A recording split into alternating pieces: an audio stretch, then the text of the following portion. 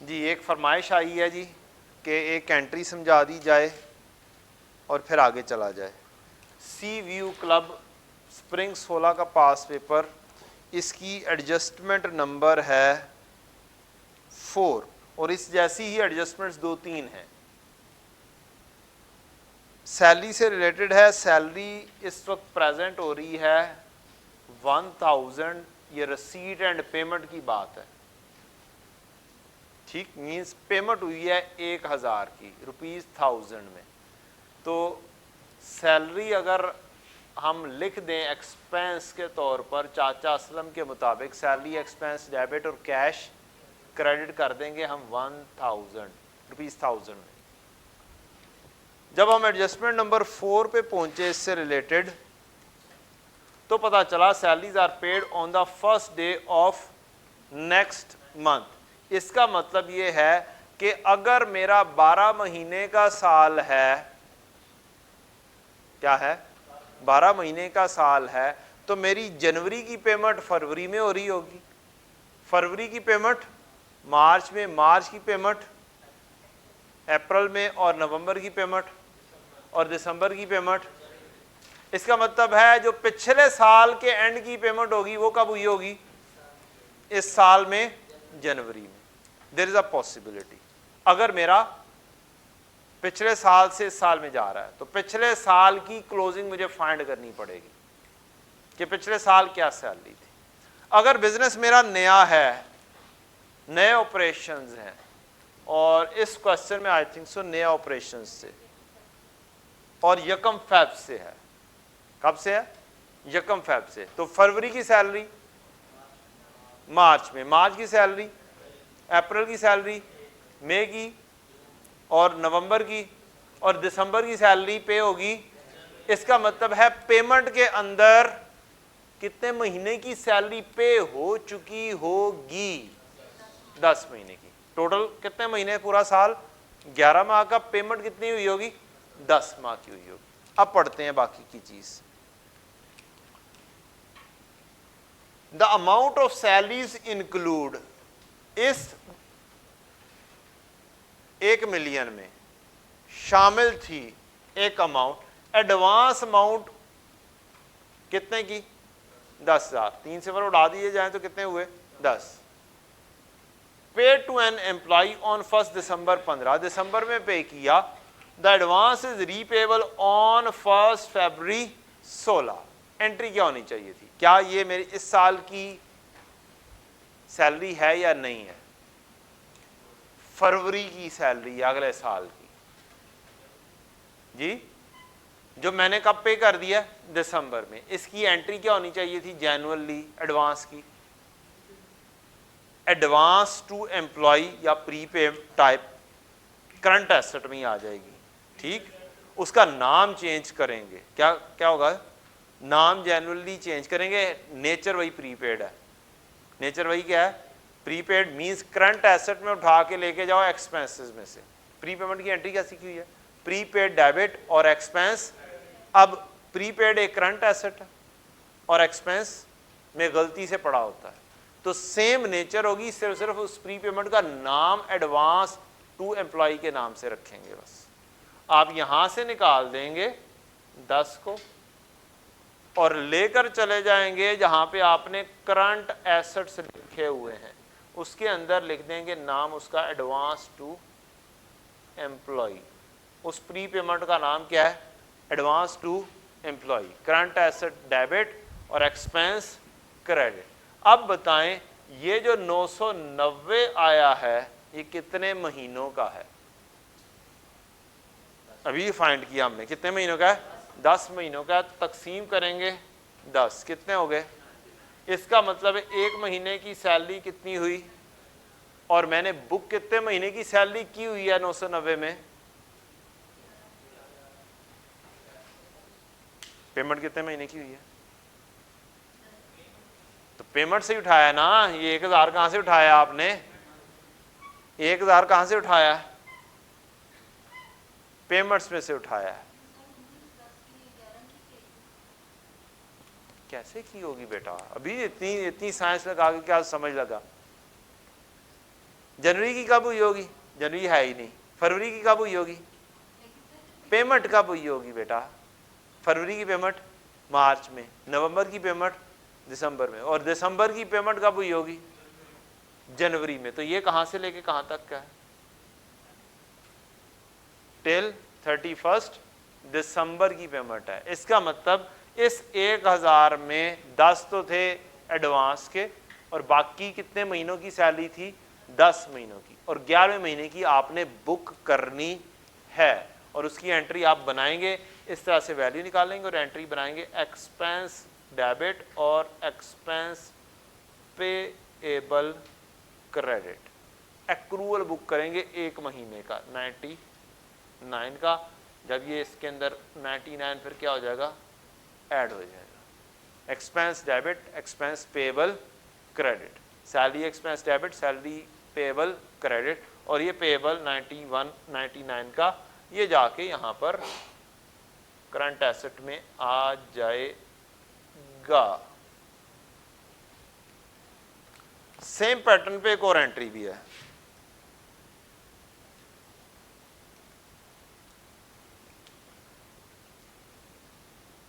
Payment of utilities includes security deposit paid to utility companies amounting to ₹20. Utility bills are paid on the 7th day of the next month. Same pattern पे दूसरी entry है कि utilities के अंदर एक security deposit है। Utilities कितनी है? 570। इसमें 20 एक सिक्योरिटी डिपॉजिट है, और सिक्योरिटी डिपॉजिट नॉर्मली करंट होता है, नॉन करंट होता? सिक्योरिटी डिपॉजिट, आपको पैसे वापस लेने हैं लेकिन पता नहीं कब लेने हैं, ठीक? और क्या नाम है, मीटर लगवाने के पैसे हैं, क्या ले, मीटर लगवाने की सिक्योरिटी है, तो वो एक सिक्योरिटी डिपॉजिट हुआ, एक एसेट है।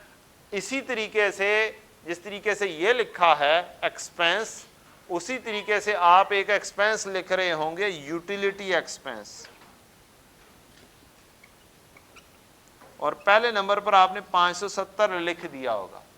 इसमें एक अदद 20 जो है वो सिक्योरिटी डिपॉजिट है, वो निकाल देंगे आप नॉन करंट एसेट के अंदर, सिक्योरिटी डिपॉजिट ले जाएंगे आप कितने से? 20 से। एंट्री उसी तरीके से जैसे प्री पेमेंट की एंट्री होती है, प्रीपेड डेबिट और एक्सपेंस क्रेडिट, उसी तरीके से ये वाली एंट्री भी होगी, बस नाम चेंज हो जाएगा। सिक्योरिटी डिपॉजिट डेबिट और एक्सपेंस क्रेडिट, पहली एंट्री ये हुई। अब इसमें बचे कितने? 550। ये 550 कितने महीनों के होंगे? 10 महीने, क्योंकि पेमेंट अगले महीने में होगी। 1 महीने के कितने? 55। अब एक और एंट्री पास करेंगे, एक्सपेंस डेबिट और एक्सपेंस पेएबल क्रेडिट। अब यूटिलिटी पेएबल आ जाएगा कितने के साथ? 55 के साथ। आप यहां पर जाएंगे 55 एक्सपेंस डेबिट कर देंगे और यूटिलिटी पेएबल 55 के साथ क्रेडिट हो जाएगा, सेम पैटर्न के ऊपर।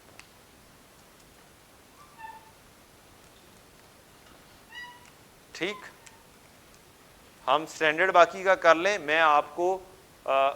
मैंने आपको बुक के अंदर बहुत सारी एंट्रीज भी फाइनल अकाउंट से रिलेटेड लिख कर दे दी हुई हैं, ठीक? मैं वो भी क्लास में भी डिस्कस कर दूंगा, टेंशन नहीं लेनी, ठीक है? यही हैं, 2-3 ही एंट्रीज हैं, एक्रूअल की मेजरली एंट्रीज होती हैं, और उनका ही ये वाला तरीकाकार होता है।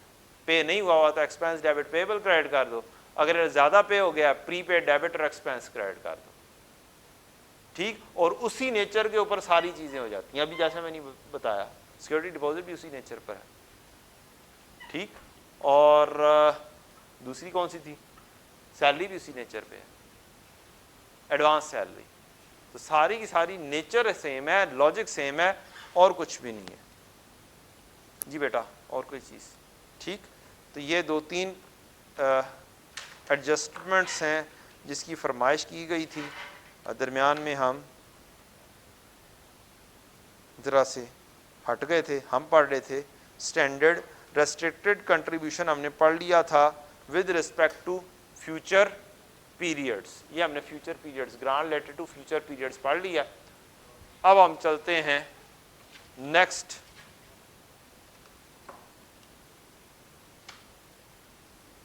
Restricted contributions. रेस्ट्रिक्टेड कंट्रीब्यूशन पहली पढ़ी आपने किससे रिलेटेड, बोलें जी,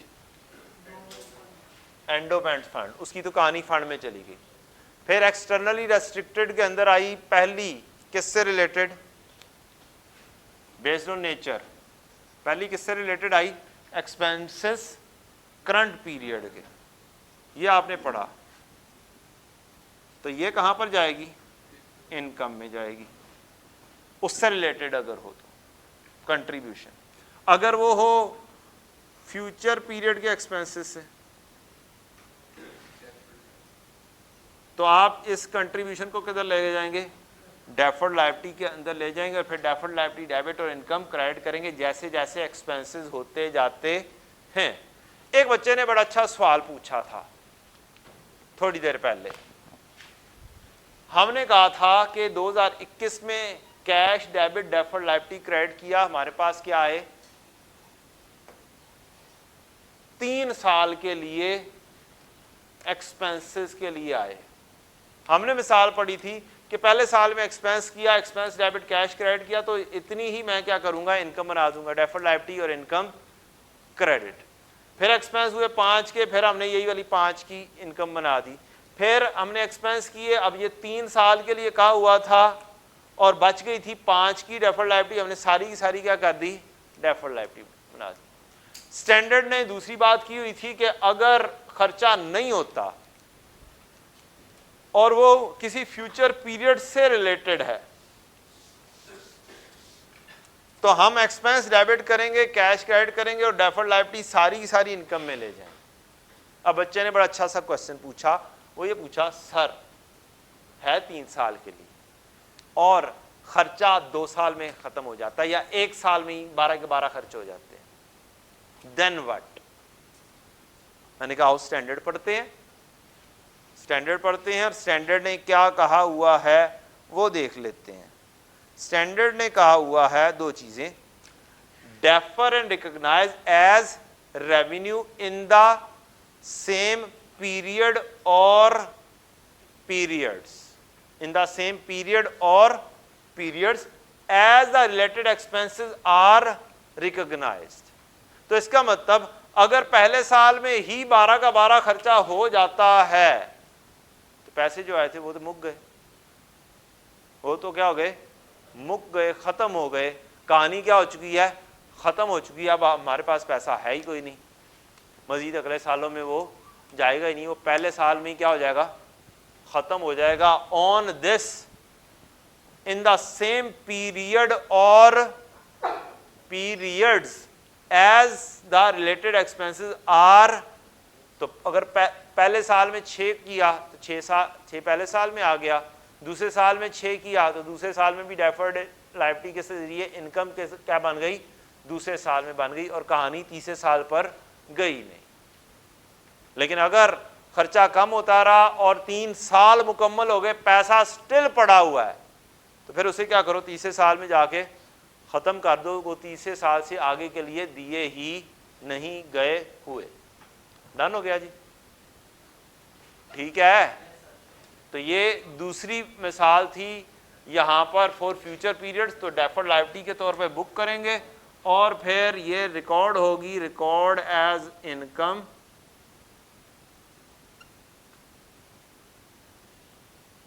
over periods.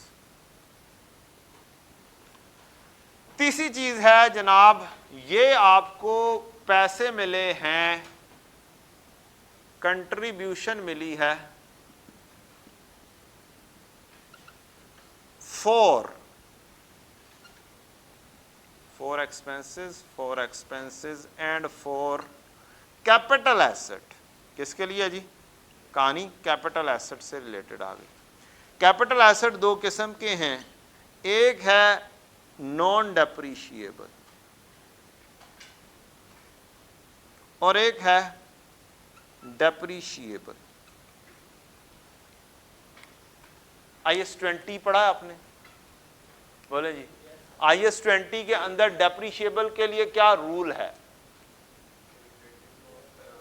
In proportion to the depreciation, अगर रेड्यूसिंग बैलेंस मेथड हो, ठीक है, और अगर स्ट्रेट लाइन हो तो भी इन प्रोपोर्शन, उसमें सारे सालों में डेप्रिसिएशन होती है एक जैसी है, इस वजह से हमें प्रोपोर्शन करने की जरूरत नहीं पड़ती। ठीक है जी, तो जैसे डेप्रिसिएशन रिकॉर्ड होगी वैसे ही इनकम जाएगी। तो इसका मतलब डेप्रिशिएबल एसेट में क्या करना होगा आपको, डेफर्ड लायबिलिटी के अंदर लिखनी होगी कंट्रीब्यूशन, और बाद में ये क्या जाएगी, ओवर द पीरियड इनकम बनेगी। अब यहां पे बस नेटिंग ऑफ मेथड नहीं आना।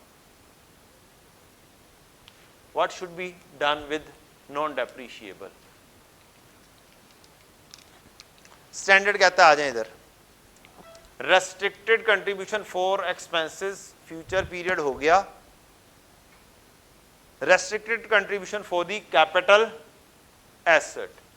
In case of depreciable asset, defer and recognize as revenue on the same basis as the depreciation expense related to the acquired capital asset. बिल्कुल IAS 20 की तरह, cash debit, deferred liability debit, आप PP खरीदा होगा, PP debit cash credit किया होगा, इसकी depreciation करेंगे, जैसे जैसे डेप्रिसिएशन होगी आपकी डेफर्ड लायबिलिटी डेबिट और कंट्रीब्यूशन इनकम या इनकम क्रेडिट कर देंगे। सेम IAS 20 वाला कोई मसला तो नहीं है, कोई मजीद डिस्कस करने की जरूरत तो नहीं है। ठीक है, अगर हो नॉन डेप्रिशिएबल एसेट फिर क्या करेंगे?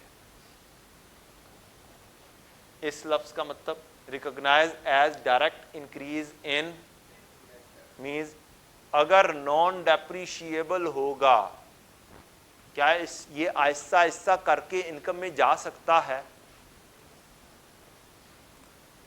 दसो तो सही, नॉन डेप्रिशिएबल होगा, क्या आहिस्ता आहिस्ता करके इनकम में जाता है? नहीं जा सकता ना, कोई इसकी डेप्रिसिएशन तो होनी नहीं है। अल्टीमेट डेस्टिनेशन क्या होती है? हर किस्म की इनकम अल्टीमेटली कहां पे पहुंचती है? अल्टीमेटली इनकम एंड एक्सपेंडिचर का सरप्लस आके कहां पे हिट करता है?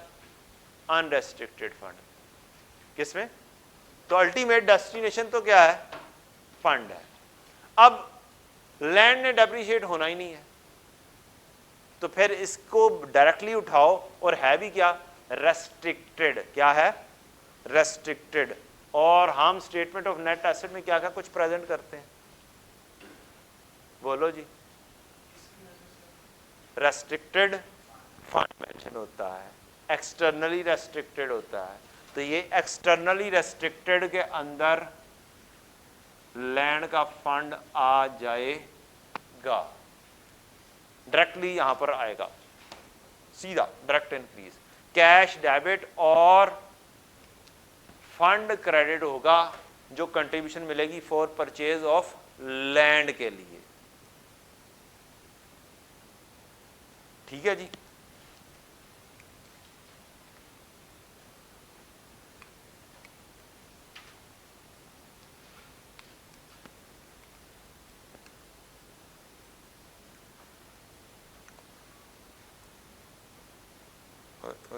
नहीं,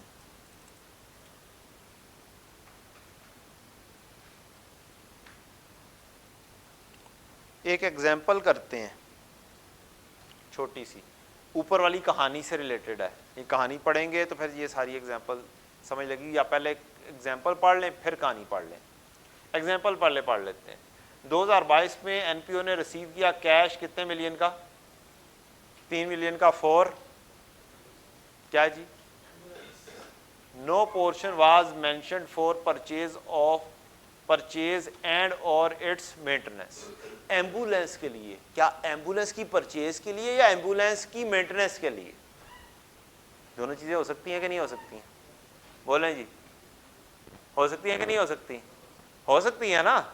उसने मेंशन नहीं किया हमें कि ये जो एम्बुलेंस की परचेज के लिए है या उसकी मेंटेनेंस के लिए। जब ये लाइन लिख दी गई है तो इसका मतलब है कोई इशारा वो दे रहा है कि ये हो सकती थी एम्बुलेंस की परचेज के लिए भी और एम्बुलेंस की मेंटेनेंस के लिए। In 2023, NPO incurred 0.4 million on repair and rupees 2 million for buying new ambulance. आई कितनी थी? 3 मिलियन। आई कितनी थी? 3 मिलियन। अब हम इसको कैसे डील करेंगे? Cash debit deferred liability credit करना है, ठीक, और डोनेशन रिसीव हो गई। 2023 में हमने रिपेयर किया 0.4 की, हमने एम्बुलेंस खरीद ली 2 की, और कैश क्रेडिट किया 2.4 का, ठीक। अब डेफर्ड लायबिलिटी कैसे लिखें? डेफर्ड लायबिलिटी डेबिट और इनकम क्रेडिट कितना करें? 2.4। Contribution recognise as income when spent. आगे चलते हैं, ऊपर जाके आप कहानी पढ़ते हैं। In order for a contribution to be accounted for as contribution restricted for the purchase of capital asset, the contributor must specify the portion of the contribution that is to be used to purchase the capital asset. उसको बताना है मैंने कितना पैसा capital asset के लिए दिया, कितना पैसा उसकी मेंटेनेंस वगैरह के लिए दिया और बाकी मकसद के लिए दिया। अगर उसने नहीं बताया तो फिर क्या किया जाए? The contribution that is to be used to purchase the, if the contributor does not so specify, अगर वो नहीं ऐसा बताता, then the contribution would be recognized as revenue when spent. जब आप खर्चा करेंगे तो क्या कर देंगे? बोले उसे लिख देंगे। किसमें? इनकम में। For the particular purpose covered by the restriction, regardless of the fact that some of the expenditure may relate to the purchase of capital asset. इस चीज का कतई नजर कि वो कितना उसका कैपिटल एसेट से कितना रिलेट करता था और कितना उसके एक्सपेंडिचर से रिलेट करता था। तो आपने सारी की सारी को क्या कर देना है? जब वो खर्चा होगा सारी की सारी को क्या कर देंगे आप? इनकम के तौर पर लिख देंगे, क्योंकि उसने स्पेसिफाई नहीं किया हुआ। अगर स्पेसिफाई किया होता तो कहानी खत्म हो जानी थी। फिर क्या होना था? फिर तो जब उसकी डेप्रिसिएशन वगैरह होनी थी और सारा काम होना था तब लिखी जानी थी। समझ लगी है जी? ऊपर कहानी क्या है? डेप्रिसिएशन होगी तब लिखी जानी है। अब अगर बता नहीं रहा मैं, अब अगर बता नहीं रहा कि इसमें से कैपिटल एसेट के परचेज से रिलेटेड कितना है, तो अब हमें नहीं पता। अब खर्चा होएगा, असी उन्होंने करांगे चुप करके इनकम बना दें। अब उसकी डेप्रिसिएशन का इंतजार नहीं है। ये है अंदर की टेक्निकलिटी थोड़ी सी, ठीक।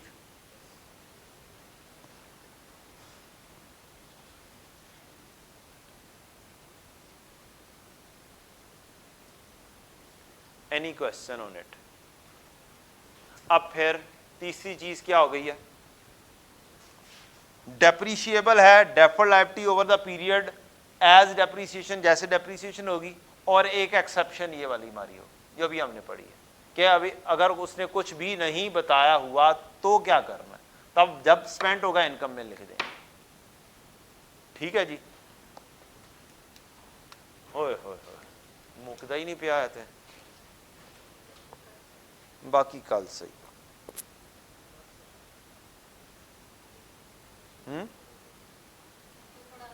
नहीं, मैं जुबानी बस बताने लगा हूं आपको। क्या करने लगा हूं? अब मैं जुबानी बताने लगा हूं, एग्जाम्पल पढ़ लीजिएगा। अगली कहानी क्या हो सकती है? अगली कहानी ये हो सकती है कि आपको रेस्ट्रिक्टेड कंट्रीब्यूशन मिले for the repayment of debt. किसके लिए? डेट क्या होता है जी? लोन लिया। क्या लिया? लोन लिया। अब जिस मकसद के लिए लोन लिया होगा ना, कौन कौन सा हो सकता है? करंट ईयर के एक्सपेंसेस के लिए लोन लिया हो सकता है, फ्यूचर पीरियड के एक्सपेंसेस के लिए लोन आज लिया हो सकता है, capital asset non depreciable land के लिए लोन लिया हो सकता है, नॉन डेप्रिशिएबल के लिए लोन लिया हो सकता है। जिस भी मकसद के लिए लोन लिया हुआ है, अब अगर उस लोन को पे करने के लिए ग्रांट दी गई है, डोनेशन दी गई है, कंट्रीब्यूशन आई है, जो रूल इधर लागू हो रहा है ना, जो रूल इधर लागू हो रहा है, सेम रूल इस repayment of grant related to debt में लागू होगा। फॉर एग्जाम्पल, पहली एंट्री एक्सपेंसेस से रिलेटेड, एक्सपेंसेस से रिलेटेड मैंने लोन लिया, से 100 मिलियन का लोन लिया, कैश डेबिट लोन क्रेडिट, और ये करंट ईयर के एक्सपेंसेस के लिए लोन लिया गया। अब करंट ईयर के एक्सपेंसेस हो रहे होंगे, एक्सपेंसेस डेबिट और कैश वो वाला क्रेडिट हो रहा होगा जो लोन लिया, डन हो गया। अब मेरे पास आ गई कंट्रीब्यूशन कि जनाब हमने लोन लिया है, करंट ईयर के एक्सपेंसेस के लिए हालात बहुत ख़राब हैं, काइंडली आप क्या कर दें, कंट्रीब्यूशन दे दें। अब ये किस लिए कंट्रीब्यूशन मिली है? फॉर रीपेमेंट ऑफ डेट के लिए, वो वाला डेट जो यूज किस लिए हो रहा है। तो अब इसको क्या कर दोगे, इस जो मुझे कंट्रीब्यूशन मिली है for the repayment of debt, cash debit और इनकम क्रेडिट कर दो। अब ये जो कैश नया आया है मेरे पास कंट्रीब्यूशन से, इससे क्या हो जाएगा, लोन रीपे हो जाएगा। क्या हो जाएगा, लोन डेबिट और कैश क्रेडिट हो जाएगा, कहानी खत्म। नहीं समझ लगी? नहीं समझ लगी? क्यों जी? सादी सी बात है, आराम से बैठ के तमुल मिजाजी से घर बैठ के पढ़ना। जोन सा रूल यहां पर लागू होता है वही रूल वहां पे लागू होगा रीपेमेंट ऑफ लोन के लिए, एंड नथिंग एल्स। सिंप्लिसिटी ये है। बस चक्राना शुरू हो गया, कहानी खत्म करते हैं, स्टैंडर्ड की डिस्कशन अब बंद करते हैं, क्योंकि अदरवाइज क्या हो जाएगा, काम गड़बड़ हो जाएगा। चलें बस, बहुत हो गई, बहुत हो गई, समरी बस देख लो। कंक्लूजन में समरी देख लेनी चाहिए, इतनी कहानियां करने के बाद एक समरी देख लेनी चाहिए। जी बेटा जी।